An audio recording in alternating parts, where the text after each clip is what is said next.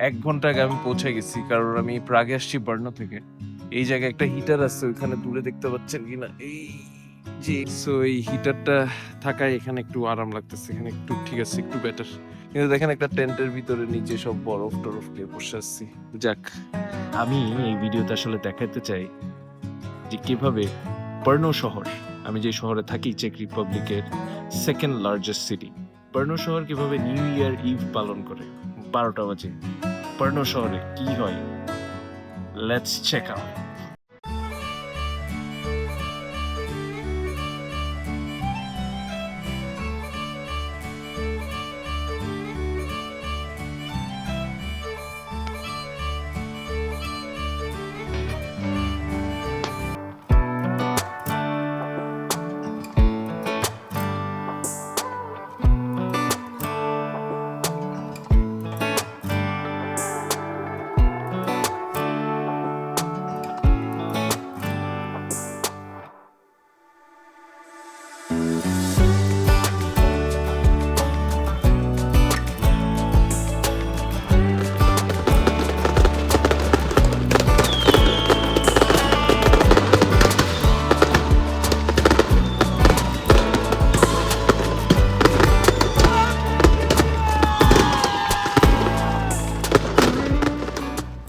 বার্নো শহরের যে security and যে প্রসেস সবকিছু মিলাই ওদের জন্য ইটস গুড।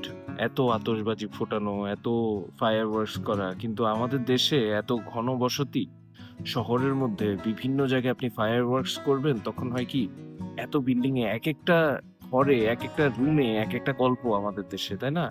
কেউ কোথাও অসুস্থ, কোথাও একটা নতুন সদ্য পয়দা হওয়া একটা বাচ্চা আছে, কেউ হার্টের রোগী। তো এরকম অনেক ঝামেলা হয়ে থাকে মানুষের আর কি, যখন আপনি এত ফায়ার ওয়ার্কস করেন। আর যে পাখিগুলা, ওরা তো নির্বাক, ওরা বলতে পারে না। এই যে শীতের কারণে এই দেশে তো সব ঠান্ডা, তো সব পাখিগুলা ওইদিকে চলে যায়।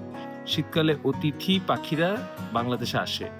এই যে অতিথিদেরকে যে আমরা বরণ করব, এমন ফায়ার ওয়ার্কস দেখলে এই অতিথিগুলা ভয় পেয়ে যায়।